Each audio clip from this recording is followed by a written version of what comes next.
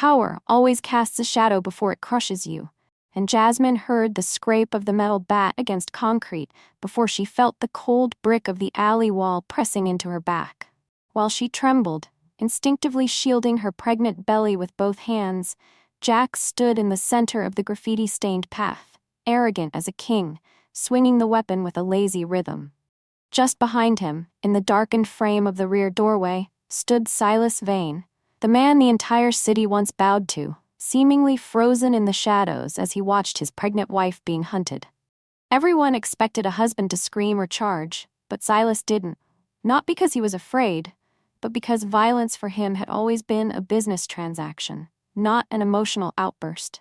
He had buried that life years ago, trading his crown for anonymity to protect Jasmine, erasing the king of the city, to become a quiet man who simply read the paper and adjusted his cufflinks. He had married Jasmine, who saw only his gentleness and believed his silence was peace, unaware that it was actually a leash holding back a beast. Now Jax wasn't just threatening Jasmine. He was unknowingly testing the patience of a sleeping god. Silas knew that if he slaughtered them right there in the alley, the king would return, and his child would be born into a war zone rather than a home. Instead of drawing a weapon, Silas stepped calmly into the flickering streetlight to shield Jasmine, making a calculated decision to dismantle Jax's life piece by piece rather than ending it with a mercy kill. Jax's laughter was a jagged sound, scraping against the damp alley walls. He looked Silas up and down, taking in the worn jacket and the slouched posture, and dismissed him with a sneer that showed too many teeth. "This?" Jax gestured with the tip of his knife, turning his gaze back to Jasmine. "This is what you're banking on? A shadow that looks like it's afraid of the sun?" Jasmine opened her mouth to plead, to offer her purse, anything to de-escalate the violence vibrating in the air, but the words died in her throat. Silas had moved. It wasn't a rush or a lunge, it was a shift in gravity. One moment he was the quiet, unassuming man she shared morning coffee with. The next, he was something distinct and sharp, stepping out from the background of her life. He didn't raise his hands. He didn't shout. He simply walked toward the blade. "Back off, old man," Jax warned, though the smirk faltered slightly at the lack of hesitation in Silas's stride. Silas stopped a breath away from the knife. He looked at the weapon as if it were a mild inconvenience, like rain on a picnic, before locking eyes with the thug. When he spoke, his voice was low, devoid of fear or anger. It was the flat, hollow tone of a judge delivering a sentence. He leaned in, bypassing the weapon entirely to bring his lips close to Jax's ear. "November 4th, Silas whispered, the sound carrying a strange weight in the sudden silence. "The Cobalt Pier. I know what you buried under the foundations." The effect was instantaneous. The blood drained from Jax's face so violently he looked like a corpse standing upright. His pupils dilated, swallowing the arrogance whole. The knife in his hand trembled, no longer a threat but a liability. He took a staggering step back, staring at Silas with the kind of primal horror reserved for ghosts. "You," Jax choked out, his voice cracking. "You're supposed to be dead." "Leave," Silas said. It wasn't a suggestion. Jax didn't need to be told twice. He signaled his crew, a frantic, jerky motion, and they scrambled backward, tripping over themselves to escape the aura of dread radiating from the BWAM man standing still in the center of the alley. They vanished into the gloom, leaving only the echo of their panicked footsteps. Silence rushed back in, heavy and suffocating. Silas stood there for a moment longer, watching the darkness where they had fled, before the tension drained from his shoulders. He turned back to Jasmine, his expression softening into familiar concern. "Are you hurt?" he asked, reaching out. Jasmine flinched. She couldn't help it. She stared at his hand, the same hand that held hers during movies, the same hand that fixed the sink, and saw it differently now. The warmth she usually found in his eyes was eclipsed by the cold steel she had just witnessed.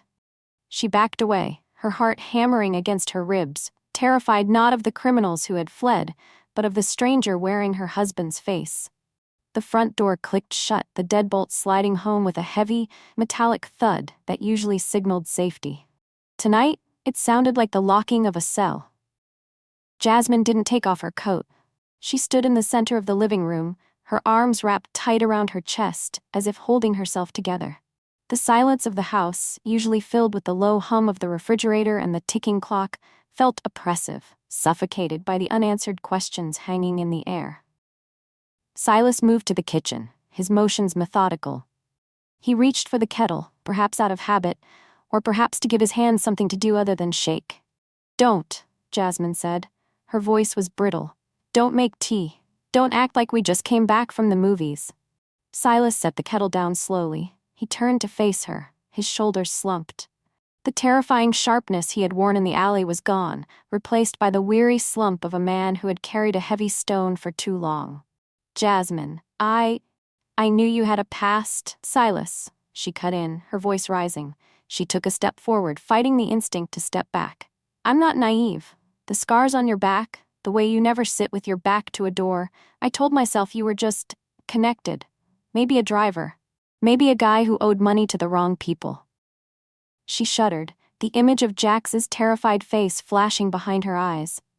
"But that man tonight, he wasn't afraid of a debtor. He looked at you like you were a monster.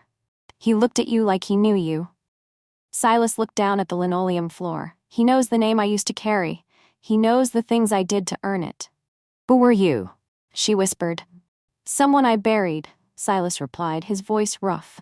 He looked up, his dark eyes pleading with her to see the man she married, not the ghost from the alley. "When I met you, I put him in the ground. I shoveled the dirt over that life myself. I thought it was deep enough." He walked toward her, stopping when she flinched. The distance between them was only a few feet, but it felt like a canyon. "The city has a long memory, Jas," he said softly. "It doesn't let things stay buried. It's trying to dig me back up." "Is he coming back?" she asked, tears finally spilling over. "That man in the alley? Is he who I'm living with now?" Silas shook his head vehemently. "No, that part of me stays dead. But the reputation, the fear, I had to use it tonight, Nenga. I had to make them remember so they wouldn't hurt you." He took a slow step closer, holding his hands out, palms up, showing he held nothing but empty space. "I promise you, Jasmine, I will handle this. I will put the earth back over those bones. I won't let that world cross this threshold. No blood comes to this doorstep." Jasmine looked at his hands, calloused, steady, pleading. She didn't take them, not yet. But she didn't step away. She just watched him, wondering if a promise from a ghost was strong enough to keep the real world at bay. The neon sign of the black dog flickered with a dying buzz, casting a sickly green light over the table where Jax sat. The whiskey in his glass wasn't doing its job. It burned going down, but it couldn't burn away the cold sensation of Silas's whisper still lingering in his ear. Around him, the crew was quiet. Too quiet. They were pretending not to look at him, pretending they hadn't seen their leader backpedal into the darkness like a frightened child. Their silence was louder than any jeer. It was a judgment. In their eyes, the hierarchy was cracking. Jax slammed the empty glass onto the sticky wood, the sound making the guy nearest him jump. "He played us," Jax spat, the words tasting like ash, smoke and mirrors. "I don't know, Jax," a younger member mumbled, shifting uneasily. "The way he stood there. That guy wasn't normal. Maybe we leave it alone." "Leave it alone?" Jax stood up, his chair scraping violently against the floor. The fear that had paralyzed him in the alley was curdling now, souring into a defensive, blinding rage. "You think I'm going to let some washed-up suburban dad punk me in front of my own crew? He's nobody. A has-been." Jax paced the small room, his hands twitching. He needed to rewrite the narrative of the night. He needed to turn his flight into a tactical retreat, and his terror into righteous anger. He latched onto the one fact that allowed his ego to survive: he was still alive. "Think about it," Jax hissed, turning on them. "If he was who he said he was, if he was really the ghost, we wouldn't be breathing right now. The legends say the ghost never left loose ends." He laughed, a harsh, brittle sound. "But he let us walk. He let us go." He looked around the circle, his eyes feverish. "He didn't spare us because he's merciful. He spared us because he's lost his nerve. He's soft. He's gotten old and domestic." And he hesitated. The logic was flawed, born of desperation, but it was enough to light a fire in the room. The crew, eager to shed their own embarrassment, nodded along.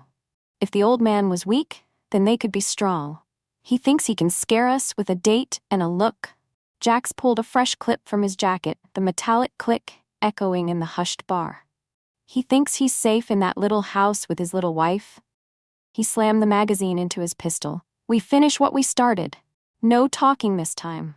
No warnings. We hit the house tonight, and we show the city that ghosts don't bleed, but old men do. Jax grinned, his confidence returning like a fever spike. He didn't see the mistake he was making. He interpreted the restraint of a predator as the weakness of prey, unaware that by mistaking mercy for inability, he was signing his own death warrant. Silas didn't go to the basement to retrieve the lockbox buried beneath the floorboards. He didn't check the clips of the pistol he hadn't touched in a decade. Instead, he went to the closet and pulled out a suit. It was charcoal gray, tailored years ago, a relic of a time when his armor was made of wool and silk rather than Kevlar. He knotted his tie in the hallway mirror. The reflection stared back, cool, detached, the eyes void of the domestic softness Jasmine had fallen in love with. He looked like a man about to attend a funeral, or perhaps cause one. "I have some errands," he told Jasmine. She was sitting on the couch, staring blankly at the television. She didn't ask what kind of errands. She just nodded, her silence a mixture of trust and terror. Silas drove his sedan into the city, bypassing the slums where Jax held court. He drove into the light, parking in front of the gleaming glass facade of the First National Bank. Mr. Sterling, the branch manager, was just finishing his lunch when Silas walked into his office. Sterling was a man of soft hands and soft morals, and when he saw Silas, he nearly choked on his coffee. "Mr. Vane?" Sterling stammered, half rising. We haven't seen you in years. I thought you were."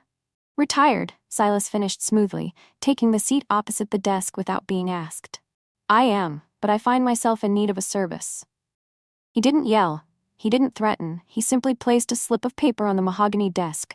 It contained a routing number and a name, Jackson Miller. "This account creates a lot of liability for your branch, Arthur," Silas said, his voice level. "Laundering, narcotics. If the feds were to look, well..." He let the silence do the heavy lifting. "Freeze it, flag it for suspicious activity, immediate audit. I can't just..." Sterling looked at Silas's eyes, and the protest died on his lips. He remembered who Silas was. He typed a command into his terminal, his fingers trembling. "Done. The assets are frozen." "Thank you, Arthur." 20 minutes later, Silas was seated on a park bench, feeding pigeons, when Councilman Vance sat down next to him. Vance looked nervous, checking over his shoulder. "You shouldn't be here, Silas," Vance hissed. "And you shouldn't have zoned the Black Dog Bar for commercial use when the wiring is so clearly faulty," Silas replied, tossing a crumb to a gray bird. Vance stiffened. "What do you want?" "A condemnation order," Silas said. "Effective immediately. Fire hazard. Structural instability. I want the power cut and the doors padlocked by sunset."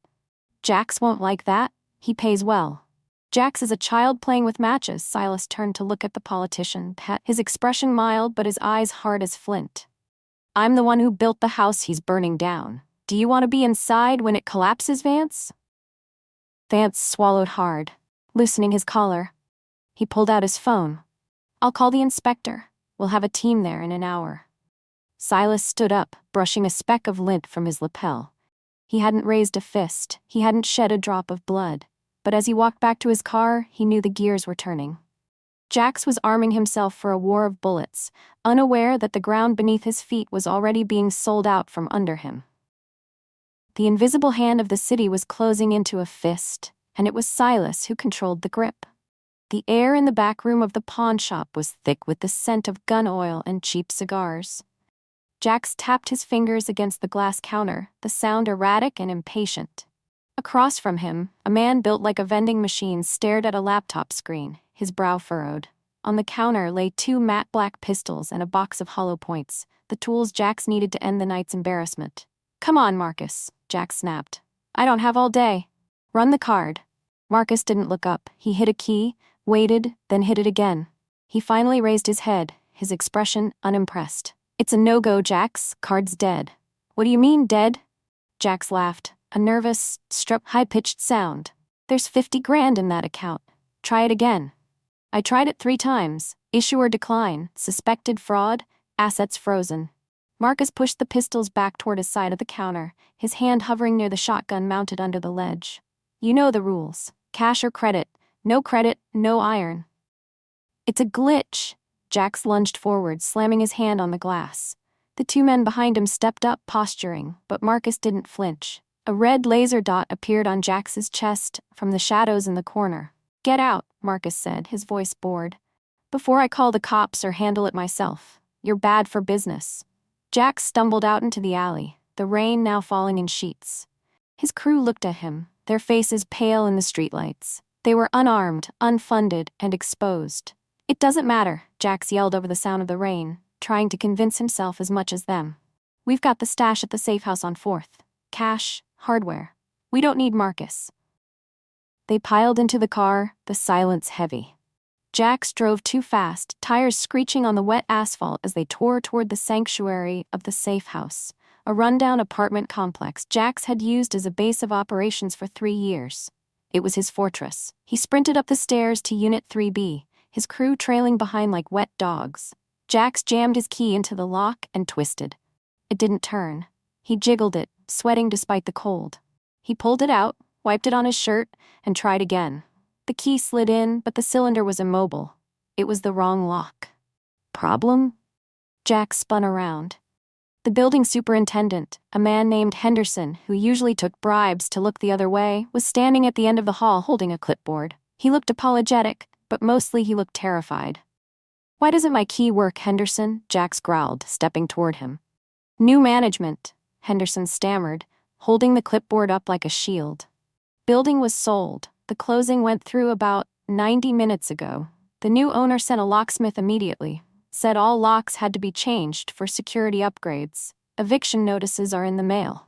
Jax felt the blood drain from his extremities. Who bought it? Who buys a building in an hour?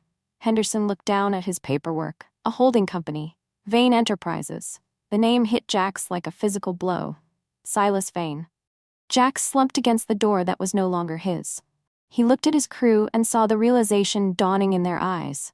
There were no guns coming. There was no safe harbor. They hadn't even seen Silas since the alley. Yet he had stripped them naked, locked them out, and cut off their lifeline. The city wasn't just watching them, it was actively rejecting them, commanded by a man who signed papers with the same lethal precision he used to wield a knife. Silas sat at the dining room table, illuminated only by the blue-white glow of his laptop screen and the amber pool of the overhead lamp. Papers were splayed out across the woven placemats Jasmine had bought at a craft fair just last week. Deeds, bank printouts, zoning maps. To an outsider, it might have looked like he was balancing the household budget. To Jasmine, watching from the threshold of the darkened hallway, it looked like he was dissecting a living thing. He was on the phone, the device pressed tight to his ear. His voice was a low rumble, barely disturbing the quiet of the house. "Revoke the bail bond," he murmured. "Yes, tonight. Make sure the processing paperwork is misplaced until morning. I want him to feel the walls." Jasmine watched his free hand. It rested on the mahogany table, inches from a heavy ceramic mug. It wasn't relaxed. The knuckles were bleached white, the tendons standing out like taut steel cables.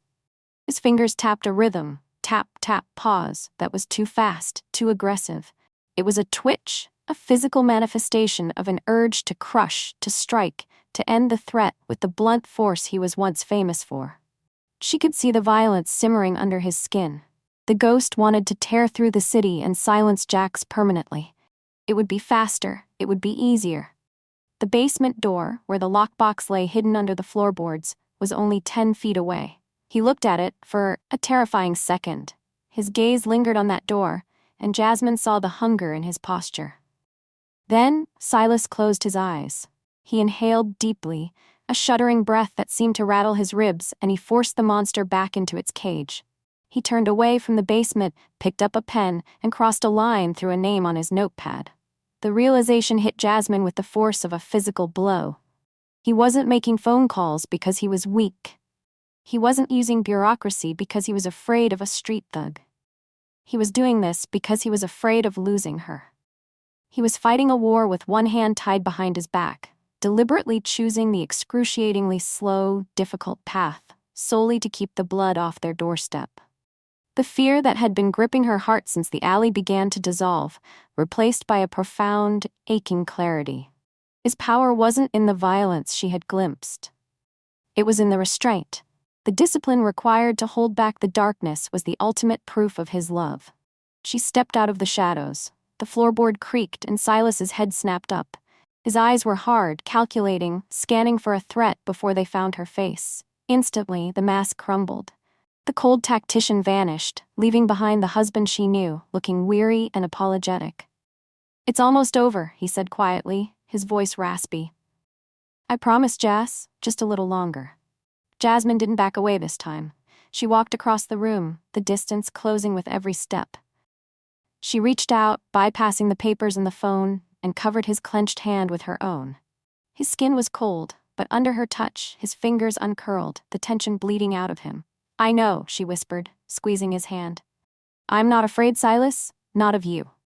Silas let out a breath he seemed to have been holding for years, turning his hand over to interlace his fingers with hers. The ghost was still in the room, hovering in the corners, but for the first time, it didn't feel like a monster. It felt like a shield. The concrete underpass of the I-95 interchange was a cathedral of noise and exhaust, a place where the city pushed everything it didn't want to see. Jax stood in the center of the damp gravel, his arms wide, his silhouette cutting a frantic figure against the graffiti-stained pillars. "We don't need guns," Jax shouted, his voice hoarse, fighting to be heard over the rumble of semi-trucks overhead. "We use tire irons, Molotovs. We burn him out. We wait until he steps out for the morning paper and we rush him. 10 of us, 1 of him. Simple math." He paced, his shoes squelching in the mud, expecting the usual chorus of agreement, the hype, the adrenaline. Instead, he was met with a wall of silence. His crew stood in a loose semicircle, hands deep in their pockets, heads ducked against the wind. They weren't looking at him. They were looking at their boots, at the highway, at anything but their leader. "What?" Jax snarled, stopping in front of Miller, his second in command. "You got something to say, Miller? You lose your spine in the rain?" Miller shifted his weight, chewing on a toothpick. He didn't look scared anymore. He looked tired. He looked like a man who had done the math and found the equation wanting. "It's over, Jax," Miller said flatly. "Over?" Jax let out an incredulous laugh. "It's barely started. I told you, the guy is soft. He's an old man playing accountant." "He's an old man offering dental," Miller cut in. The absurdity of the words hung in the dank air. Jax blinked, stunned. "What?" "We all got the message an hour ago," Miller continued, finally meeting Jax's wild eyes. "Through the encrypted app. Vane didn't threaten us. He didn't say he was going to break our rap." Miller pulled his phone out and tapped the screen, turning it to show Jax. It was a job offer. Vane Logistics, warehouse associate. Starting pay $28 an hour, full benefits. Amnesty for past grievances guaranteed upon immediate resignation from current affiliation. "He's offering us a way out, Jax," another voice piped up from the back. "The kid, Benny. Legit work. No cops looking over our shoulders. No sleeping with one eye open. He owns the docks, the warehouses, the shipping lines. He's giving us a life." "He's buying you," Jax screamed, slapping the phone out of Miller's hand. It clattered onto the stones. "He's buying you with pocket change. I made you. We run these streets." "We run from the cops," Miller corrected, bending down to retrieve his phone. He wiped the mud off the screen carefully. "Vane runs the city. There's a difference." Miller signaled to the others. It wasn't a frantic gesture, just a simple nod. One by one, they turned their backs on the man they had sworn to bleed for. "Where are you going?" Jax's voice cracked, the authority crumbling into panic. "If you walk away, you're dead. You hear me? I'll kill you myself." "No, you won't," Miller said over his shoulder, not even breaking stride. "You can't even get into your own apartment, Jax. You've got no money, no guns, and now you've got no soldiers." They walked out of the underpass, merging into the shadows of the city that Silas Vane controlled. They were walking toward warehouse shifts and lunch breaks and quiet nights. Jax stood alone in the muddy dark. The roar of the highway felt deafening now, drowning out his thoughts. He spun in a circle, looking for someone, anyone, to validate his rage. But there was only the cold concrete and the realization that he hadn't been defeated in battle. He had been made irrelevant. Rain slicked the asphalt, turning the streetlights into smeared pools of orange and red. Jax stood in the center of the road, a solitary figure trembling against the downpour. In his hand, he clutched a revolver a rusted, heavy thing he'd likely scraped from the bottom of a dumpster when the pawnshops turned him away. "Vane!" he screamed, the name tearing out of his throat, raw and ragged. "Come out! Stop hiding behind your phone! Stop hiding behind your money!" Silas was already there. He stood at the edge of the driveway, under the shelter of the old oak tree, watching Jax with the dispassionate interest of a man observing a traffic accident. He wore a cardigan over a button-down shirt. He looked like a father who had just taken out the trash, not a man facing an executioner. "I'm right here, Jax," Silas said. His voice wasn't loud, but it cut through the rain with practiced projection. "Draw," Jax spat, raising the shaking gun. "Pull your piece. Let's finish this, you and me. King and the pawn, right? Come on." He took a staggering step forward, wild-eyed and manic. He needed the muzzle flash. He needed the violence to validate his existence, to prove he was a threat worthy of the legend. Silas didn't move. He didn't flinch. He didn't reach for a weapon because he didn't have one. He simply stood there, hands resting loosely in his pockets, watching the desperate pantomime of a man who had already lost. "There is no you and me," Silas said calmly. "There is just a noise in the street that needs to be silenced." "I'm going to kill you," Jax shrieked, aiming the gun at Silas's chest. His finger tightened on the trigger, but the will to pull it faltered against the utter lack of fear in Silas's eyes. It was like trying to shoot a mountain. Then, the sound came. Low at first, then rising in a piercing crescendo. Sirens. Blue and red, lights began to dance off the wet siding of the suburban houses, sweeping over Jax's terrified face. Jax spun around, panic seizing him. "You called the cops?" "You, the ghost, calls the cops?" "I didn't call the police on arrival," Silas said, taking a slow step forward, closing the distance until he was staring down the barrel of the rusted gun. "I called animal control on a nuisance." The cruisers screeched to a halt at both ends of the block, boxing Jax in. Officers spilled out, weapons drawn, voices shouting commands. "Drop it, on the ground." Jax looked from the police to Silas, tears mixing with the rain on his face. He lowered the gun, his shoulders collapsing. "Why didn't you just kill me?" he sobbed, his voice small and broken. "You could have just killed me." Silas looked down at him, his expression devoid of pity or triumph. It was just business. "I don't kill ghosts," Silas said softly, the finality of the words hitting harder than a bullet.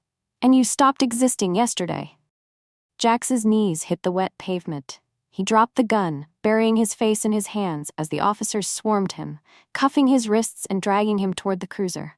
He didn't fight. There was no fight left. Silas watched until the door slammed shut and the lights faded into the distance, leaving the street quiet once more. He turned and walked back toward the warmth of his house, stopping only to wipe a few drops of rain from his shoulder. The hospital room hummed with the soft, rhythmic beeping of monitors, a stark contrast to the sirens that had wailed outside their home weeks ago. The blinds were drawn, filtering the morning light into a soft gray haze. Silas stood by the window, looking out at the skyline. The city looked the same as it always had, steel, glass, and concrete stretching to the horizon, but the current running beneath it had shifted. The word had gone out, traveling through the back rooms of pool halls and the encrypted channels of the underworld. The story of Jax wasn't a tragedy of a fallen soldier. It was a cautionary tale of a man who vanished into the gears of a machine he didn't understand. There were no challengers now.